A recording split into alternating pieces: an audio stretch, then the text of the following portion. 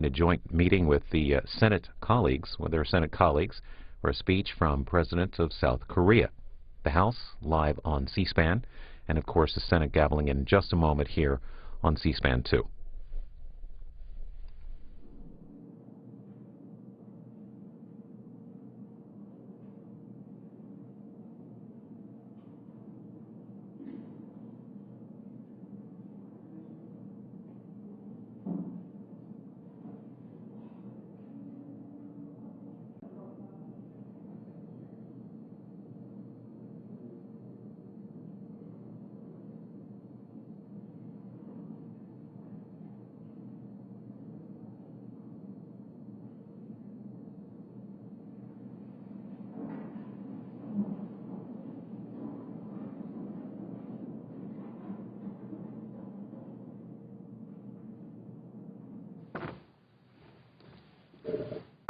The Senate will come to order.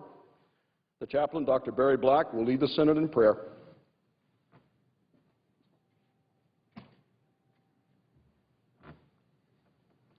Let us pray.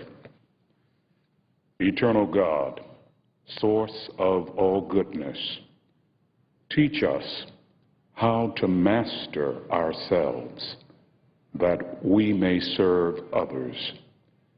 May this self-mastery inspire our lawmakers to serve others by joining you in bringing deliverance to those in captivity because of life's painful circumstances.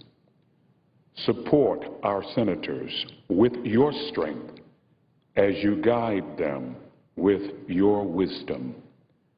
May your peace that surpasses all human understanding be with us all our days. Lord, unite our lawmakers in the common cause of justice, righteousness, and truth. We pray in your merciful name. Amen.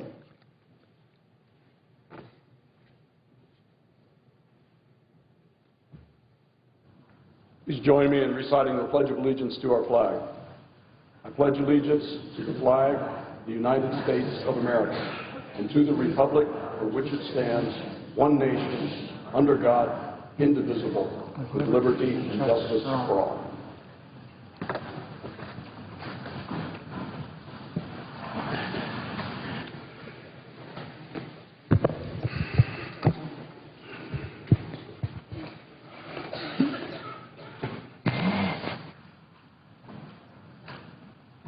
Majority Leader. The clerk will read a communication to the Senate. Washington, D.C., October 11, 2011, to the Senate.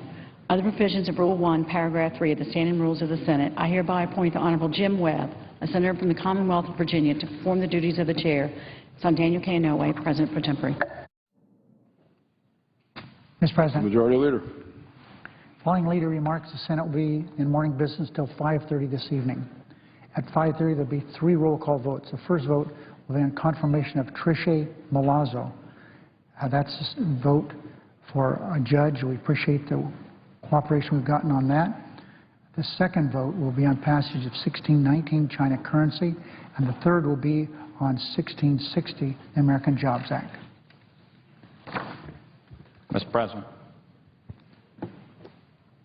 Senator from Tennessee. I wonder if The Majority Leader is still recognized. Yeah, would question, Senator. I would like to ask a question, if I could. I'd be happy to yield to my friend for question. Mr. President, it's my understanding that, first of all, I think most people in this body know that it's been 995 days and the free trade agreements are just now coming to the floor. I had a very good conversation today with the Majority Leader, and I thank him so much for his courtesy.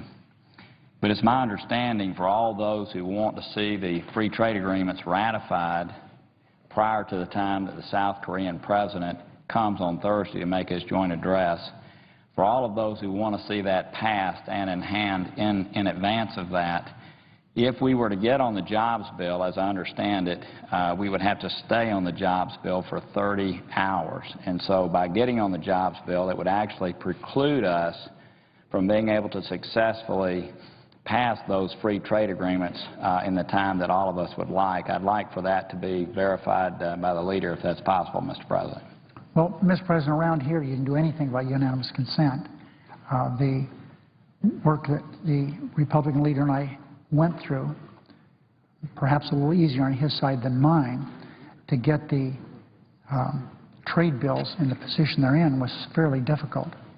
And it would take unanimous consent to get off a particular piece of legislation we're on to move forward on the trade bills. That's my understanding. And as I've indicated, we're looking forward to the votes this evening, and I will be happy to be as cooperative as I can with everyone involved. But in direct response to my friend's question, I think it's pretty clear that it would take unanimous consent to do that.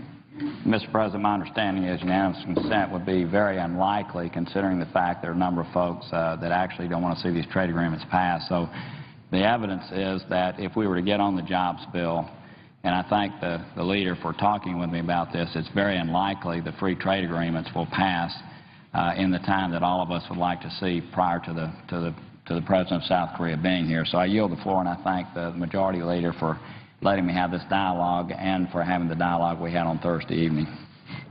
Mr. President, I say to, through the chair to my friend, I was happy to have that dialogue, as we've indicated. If at some time we get on a jobs bill, we'll have, as I've indicated, I would appreciate the comments of a number of people in the press today. I specifically direct myself to Senator John Cornyn, senator from Texas, the junior senator from Texas. He and I haven't always seen on the same, see the same picture on legislative matters, but I thought his statements in the press were very constructive. He, in effect, said that he would hope that we could get on legislation and work on it the way we used to, and that would be have some agreement on how we move forward with amendments. And the Republican leader and I are trying to do that. Mr. President, this evening the Senate will vote on legislation to end the unfair practice of currency manipulation by the Chinese government. It's pretty clear by now that China undervalues its currency to give its own exports an unwarranted advantage in the global marketplace. This causes American jobs, lots of them, costs lots of jobs, by unjustly tilting the playing field against American manufacturers. America's trade deficit with China has ballooned from $10 billion in 1990 to $273 billion today, and cost 3 million American jobs already. 2 million of those lost jobs came from the manufacturing sector. American businesses don't need special advantages to compete. They just need an even playing field. Tonight we have the opportunity to stop China from continuing to cheat American workers. That is, pump $300 billion into our economy and support 1.6 million American jobs. This legislation is twice advanced in this chamber with bipartisan supermajorities. 31 Republicans voted to move to this legislation to the Senate floor early last week. I urge each of them to stand firm on their support for this job-creating legislation, to stand with American workers rather than siding with China. I remind my Republican colleagues that those who revoke support of this important measure for the sake of partisan politics must answer, first of all, as we all do, with our constituents. Today, the Senate will vote to proceed to the American Jobs Act, President Obama's plan to put Americans to work without adding a penny to the deficit. This legislation will also ask the richest Americans to contribute their fair share to get our economy back on track. The President's plan will put construction crews back to work, building the things that make our country stronger: roads, bridges, dams, sewers, water systems, and up-to-date schools where our children get the best education possible. Mr. President, there are schools in our country who are not wired for the Internet. There are schools in America, the average school in America is a little more than 50 years old. Technology's changed a lot since those schools were constructed, but sadly our schools haven't. This work is essential, and Americans are desperate for jobs it will create. The American Jobs Act would also extend unemployment insurance for Americans who are still struggling to find work. Economists agree this boosts the economy because the long-term unemployed spend the money immediately on groceries, gas, and rent. This legislation would cut taxes for middle-class families and businesses, something Republicans have long supported. The present plan contains many ideas that Republicans have supported consistently over the years, especially when their party controlled Congress or the White House or both. Republicans oppose those ideas now, I guess because they have a proven track record of creating jobs, all of these programs. But I guess Republicans think if the economy improves, it might help President Obama. So they root for the economy to fail and oppose every effort to improve it. And they resist anything that the President proposes, no matter how common sense, including this jobs plan to create 2 million jobs, containing many of the issues the Republicans have supported many times. Americans have demanded Congress pass legislation to create jobs, and pass it now. Americans support our plan to fund creation by asking people who make more than $1 million a year to contribute their fair share by a margin of 3 to 1. That's 75%, Mr. President. Mainstream Americans agree we can't ask seniors and the middle class to go on shouldering the heaviest burden. Today we'll see whether Republicans have gotten the message or if they still put the wants of millionaires and billionaires ahead of the needs of seniors and middle-class families. The American people demand that the Republicans finally admit that putting America back to work will require shared sacrifice, especially from those who can best afford to be part of the solution. I would note the absence of quorum, Mr. President. Clerk will call the roll. Mr. Akaka.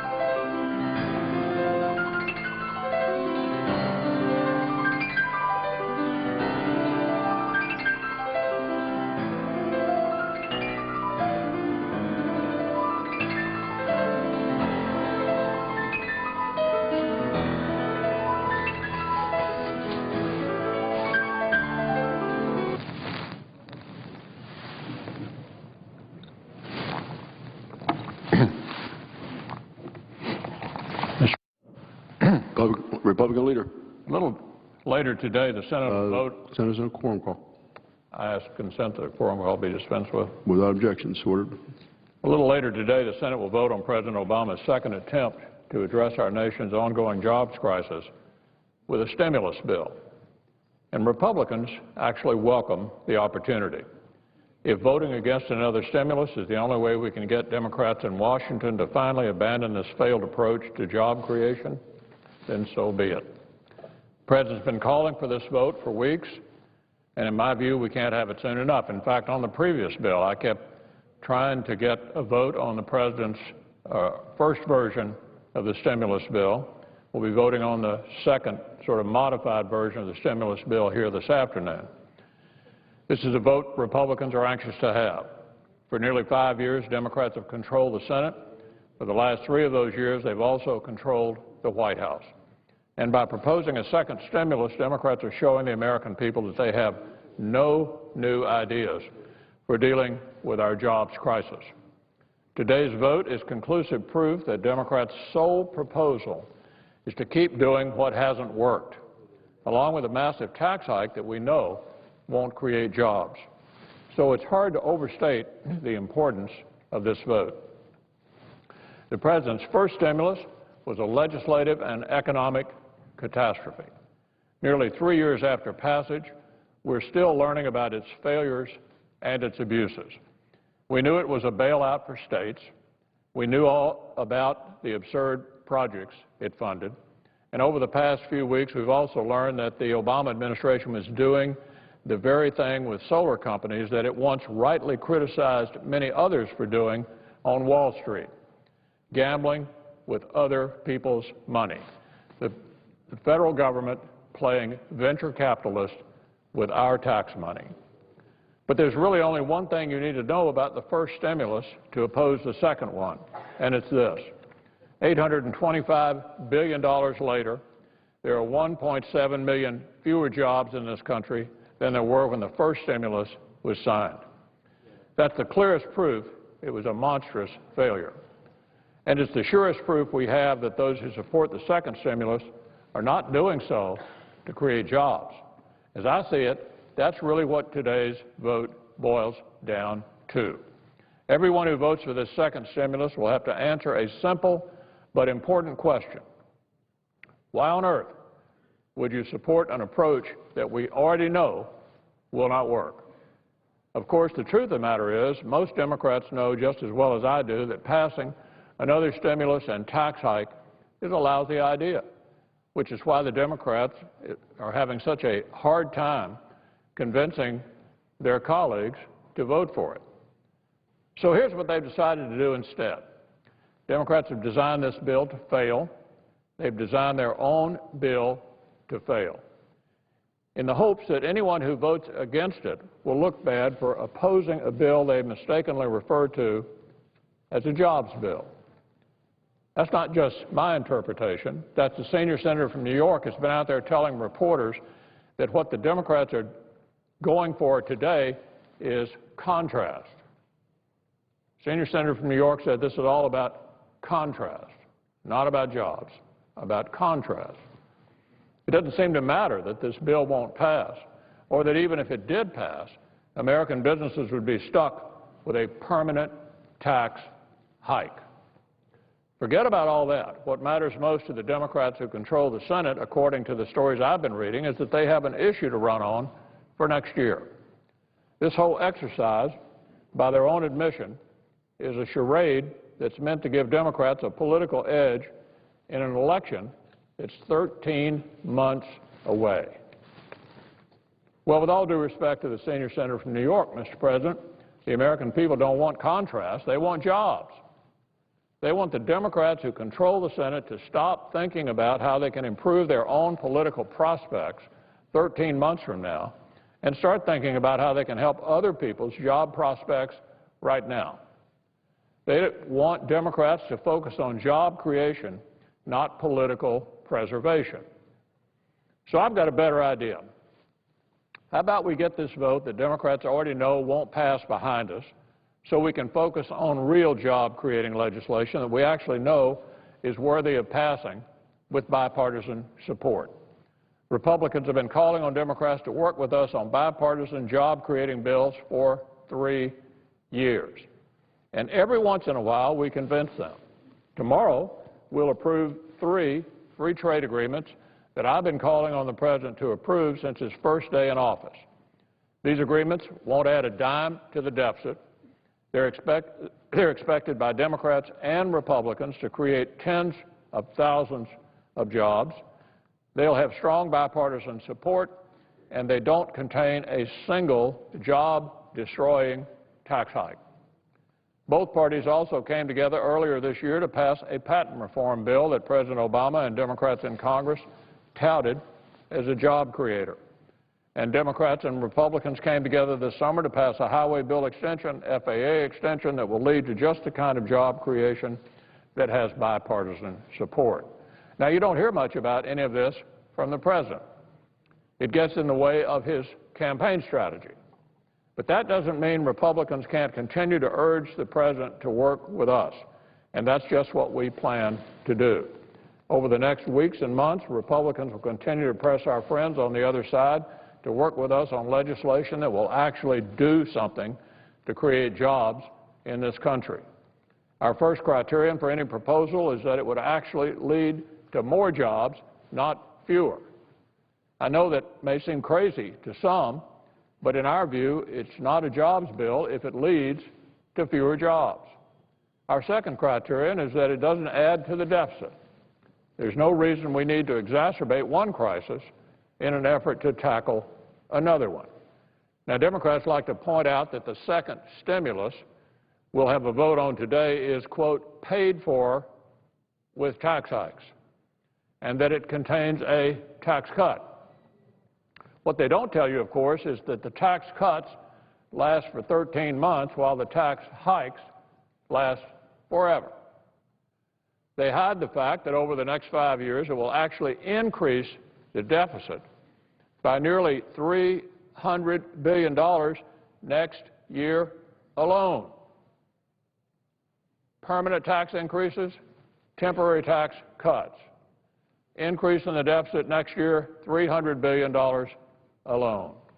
Another thing the Democratic supporters of this bill fail to mention is that about 4 out of 5 of the people who'd be hit with their new taxes are in fact businesses, including thousands of small businesses across the country. In other words, the very people Americans rely on to create new jobs.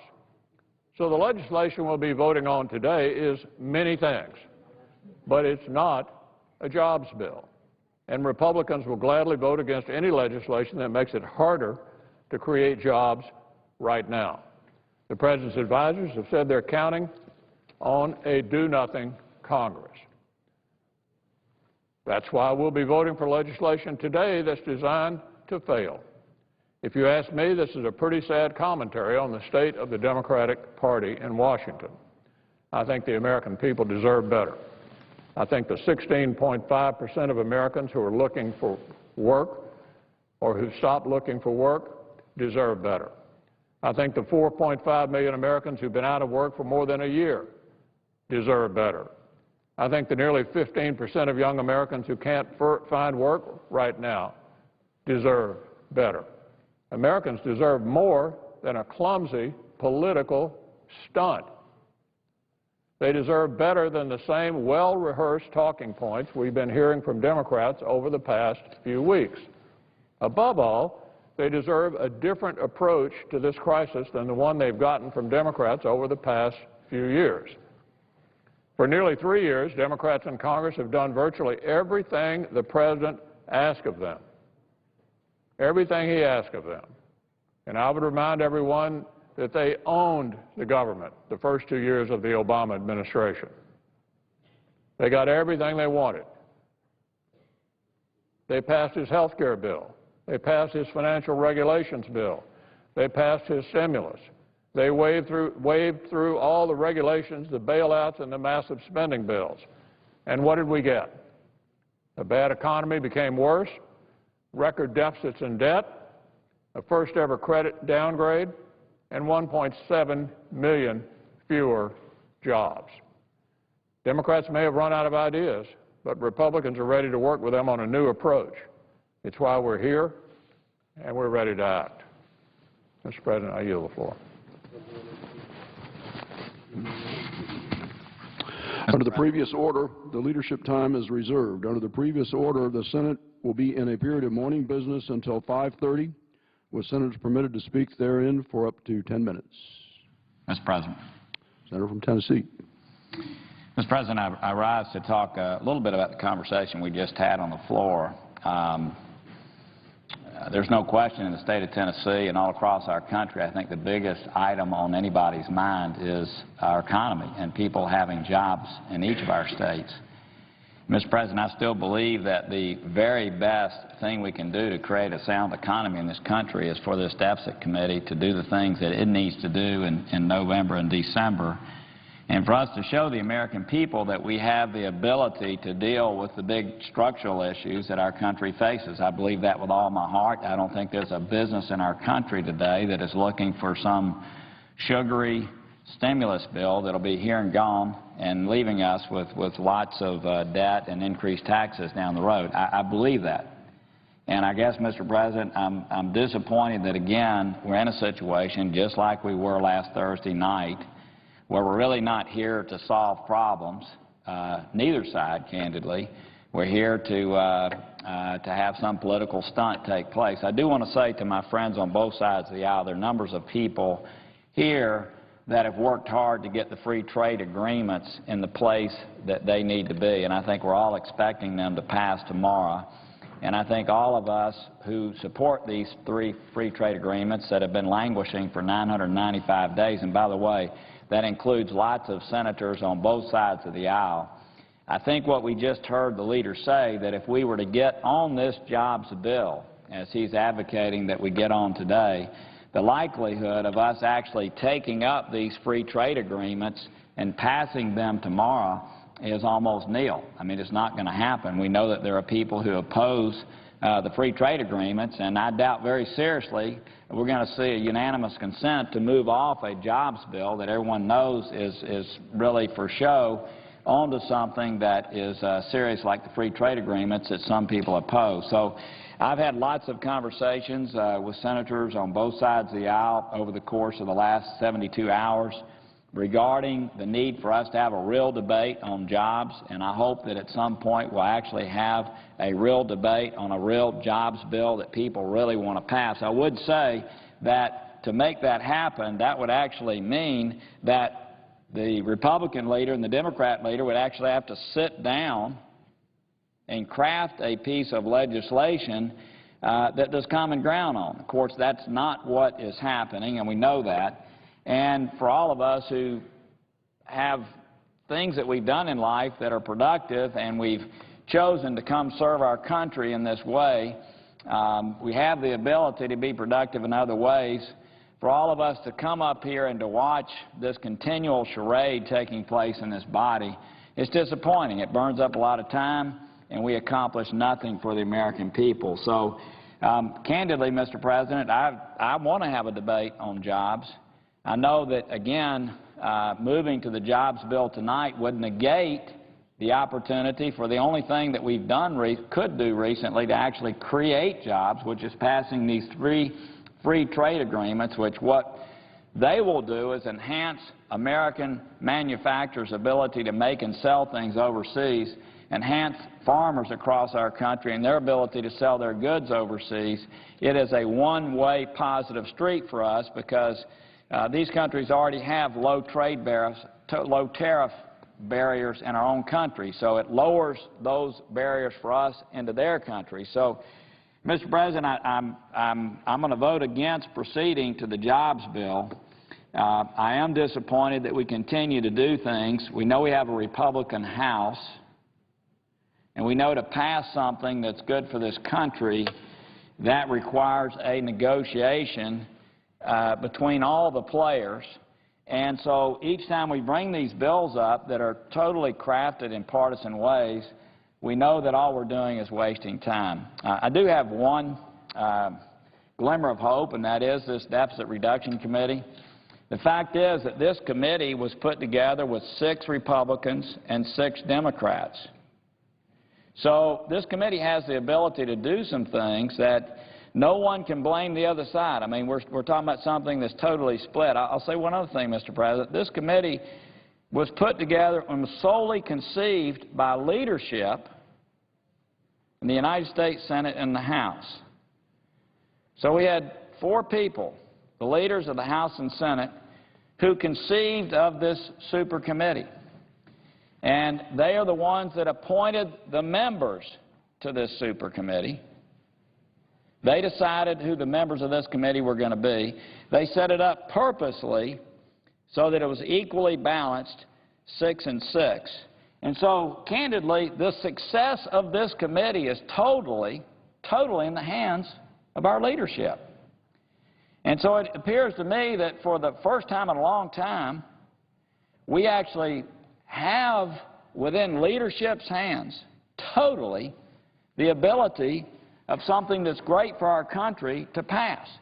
And anything short of getting to the $1.5 trillion that are laid out in this legislation is totally a failure. And so one thing I'm sure of, Mr. President, that since this was totally set up in a bipartisan way by leadership on the Republican and Democratic side in both the House and Senate, and they chose the members, there's no question in my mind that this is going to be successful or, candidly, be viewed by many as a failure of leadership, candidly. So I'm certain that we're going to get to $1.5 trillion, and I'm hopeful, as our number of Republicans and Democrats within the Senate here, I think we have a list of over 40 that we're actually going to get to a $3 trillion reduction in the deficit, that we're going to go big, or as some have said, we end up with something that is qualitatively equal to that. Many of us know that trying to get $3 trillion in savings over a 10-year period might be difficult. I still hope it happens. I still think it can happen. I think there's numbers of people in this body that have worked to make that happen. But some people have said, well, you know, maybe we can get some major reforms to Medicare and other kinds of programs in the second 10, and maybe qualitatively that's equally as good. And, Mr. President, I'm certainly willing to look as one senator at all of those things. But in spite of the fact that I think it's a waste of time to be bringing up totally partisan bills in this body, knowing that to become law, they've got to pass the House of Representatives, which means anybody who brings up something in this body today that's totally partisan knows that in advance. That's discouraging to me. It's discouraging to waste time talking about something that we know is never going to become law for campaigns, for House members, Senate members, and the President to campaign on. But at least I'm hopeful that in November and December we are going to have something big happen, because, again, this is totally in the hands of bipartisan leadership who totally appointed the members, who totally are working with this group. And again, Mr. President, to me, that is the best stimulus we can possibly create for this country, is for small businesses and big businesses, for Republicans and Democrats all across this country to see that this body actually has the ability to do something to create some stability in this country and actually tackle the number one issue that can continue to dissipate our country's standard of living, and that is our inability to deal with debt. So again, to me, that is the greatest job stimulus we can deal with. There's all kinds of regulatory issues and American energy issues and other kinds of things that, to me, we could take up in a true jobs bill, and it's my hope that we'll do that soon.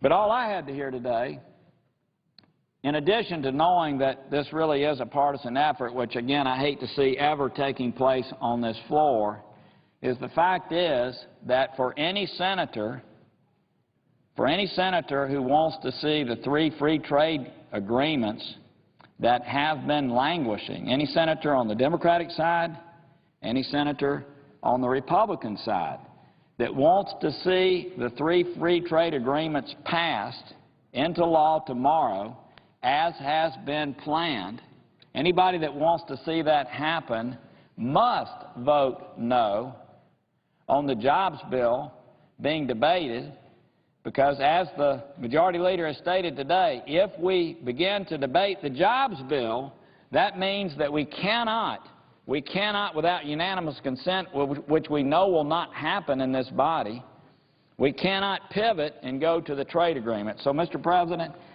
in addition to the fact that I know this is not a serious effort, although I'd love to debate jobs, the fact that I know that if we get on this bill, we cannot pass these free trade agreements in time, I certainly plan to vote no on proceeding to them, and hope at a date when we really want to take up a true jobs bill, we'll have a vigorous debate in this body and actually have the ability to pass something that will create jobs. I yield the floor.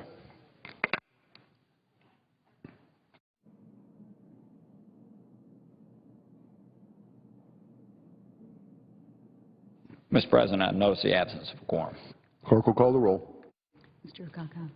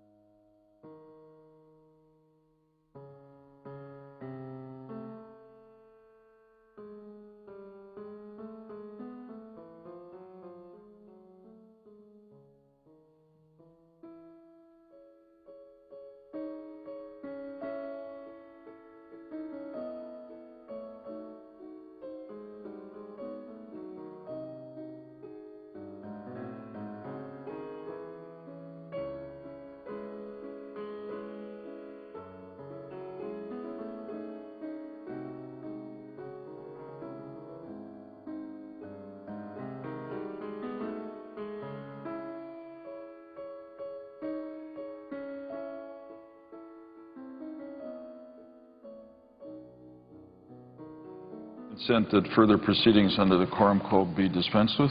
Without objection, so ordered. I thank the Chair. Mr. President, I ask to speak as if in morning business. Without objection, so ordered.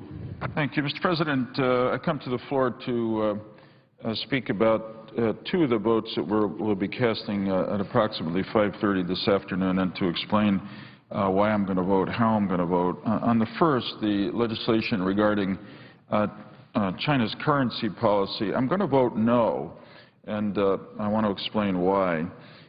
Managing our economic, military, and diplomatic relations with China is going to be one of the great challenges of this century. China is obviously a rising power today, though not one without problems, as I'll get to in a moment. But we have come to a point, China and the United States, where we not only interact and sometimes bump up against each other militarily, diplomatically, economically, but we've also in many ways become dependent on one another. What each of us does has an effect on the other, often a significant effect, and that's why I say that one of the great challenges of this century will be to manage our relations with China in a way that's certainly beneficial, protective to the United States, but hopefully to China from its perspective as well. I say this as background to what I want to say about China's currency policy. I'm troubled by China's currency policy. China has obviously kept its currency too low, it's undervalued, and that has resulted in products being made in China selling elsewhere at a price that's lower than other manufacturers can compete with, including American manufacturers that are directly in conflict with China. So we're right to be upset about that policy. Our government has been expressing its frustration, its anger to the Chinese government. We've been negotiating, cajoling.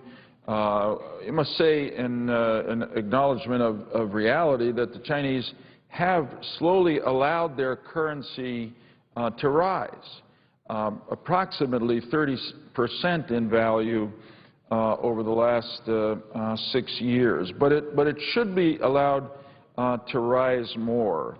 On the other hand, I do want to say in fairness that China's currency policy does have effects that are not all bad for everybody in the United States. The fact that its currency is undervalued means that some of the products it brings into our country sell at a lower cost. And that's obviously particularly important to middle-income, lower-income families who are out buying products that otherwise would cost more. So I understand this legislation to be an expression of anger at the Chinese government and an attempt to pressure the Chinese government to more rapidly allow its currency to rise. I would say, as I understand it, that the legislation before us is intended as a warning shot across China's bow, as it were. But China may, from its perspective, see this as an attempt to make a direct attack, a direct hit on its bow, and it may be tempted to retaliate economically. And of course, the worst result would be that we would end up in a mutually damaging trade war. In some sense, it's no surprise that we are considering legislation like this now. Though I think at any time we'd be concerned about China's currency policy. But during times of economic recession, such as the one we are in now, a recession that we're fighting to come out of, another recession that we worry we'll go into, over history, nations have repeatedly become protectionist in their economic and trade policies. But history also shows that most of the time that protectionist policy makes the economic problems worse, not better. Today, I get back to what I said about China being a rising power but not one without problems. China's economy, in its way, is also fragile. It's dealing with a real estate bubble, a bubble in real estate values that's growing. As the papers today indicate, its banks are losing their credibility. Inflation is rising. Unemployment is rising. So it would be foolish for China to get into a trade war with us in response to legislation like this. China, in fact, may be more vulnerable in a trade war than we are. But China's vulnerability economically today, I think, carries great risk for the United States and the world. If a trade war sends China's economy into a recession or worse, the resultant economic instability would seriously hamper prospects for the global economic recovery everybody hopes for. And, of course, it would greatly dampen our hopes for an American economic recovery and creation of more jobs here at home. So, bottom line, I think that the risks that this proposal will aggravate the current global and American economic problems, which concern us most, are greater than the rewards of again trying to force China to allow its currency to rise more rapidly. And that's why I will vote against the China currency legislation that comes before us later this afternoon. Mr. President, I also want to speak about the American Jobs Act, which will come before us for a cloture vote. We're obviously here in America, and it's related to what I've just talked about, going through what I think is the most difficult economic period in our history since the Great Depression of the 1930s. Unemployment hovers at around 9%. That translates into millions and millions of people out of work, millions more who are worried that they're going to be next to lose their jobs. Confidence in our future among the American people, among critical decision makers and businesses is at a real low. Confidence in our national government is low and falling. Anger at our rising national debt is high and rising. The American people are demanding that we do something, particularly to protect the jobs they have and create new jobs if they've already lost them. It is in that context that the President proposed the American Jobs Act, a series of interesting ideas aimed at creating jobs that will cost almost $500 billion. So, what am I going to do on this one? On this one, I'm going to vote against the filibuster of the American Jobs Act because I believe our country and our constituents need and deserve a debate here in this Senate on what each of us, all of us, think we would do, we should do to get our economy moving again. And it should be an open debate without effective limit on amendments, with many ideas being offered as to what we should do and hoping that that will lead us to some consensus. So I'm going to vote against the filibuster in the hope that we will bring about such a debate. But I must say that if cloture is granted and the filibuster is ended, I would seek to amend the American Jobs Act down to a very few of its constituent parts that I think are worth their cost. If a vote were called on the American Jobs Act as it is now, in other words, if the tree were filled and that's what happened, I would vote against the American Jobs Act, and I want to explain why. And the bottom line here is that I don't believe that the potential in this act for creating jobs justifies adding another $500 billion to our almost $15 trillion national debt. In fact, I think the most important thing we can do to improve our economy, reduce unemployment, create jobs, is to bring our national debt under control. And the best way to do that is to adopt a tough, comprehensive, balanced debt reduction plan like the one recommended by the bipartisan Simpson-Bowles Commission. The Budget Control Act, which we adopted over the summer to deal with the debt ceiling, created the so-called super committee, the Joint Special Committee. And that committee of 12 now gives us another chance to deal with our debt in a constructive and bipartisan way. We all know that that's not going to be easy. But the American Jobs Act would make the task of the Joint Special Committee even more difficult because it spends almost $500 billion that we don't have. $500 billion that the Act now proposes to raise with a surtax on people making more than $1 million a year. I don't have any objection to a tax increase of that kind. But if we use it for the American Jobs Act, it's not going to be there to be used by the Joint Special Committee as part of an overall bipartisan debt reduction plan.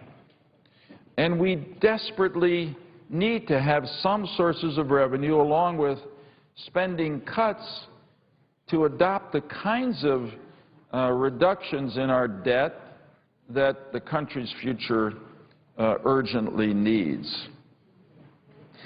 Now let me come back to what I said a moment ago and try to explain briefly why I believe that these two great problems we have, our limping economy, our persistent level of high unemployment, and our national debt really come together, and really more explicitly why I believe that reducing our debt is actually the best thing we can do to create jobs.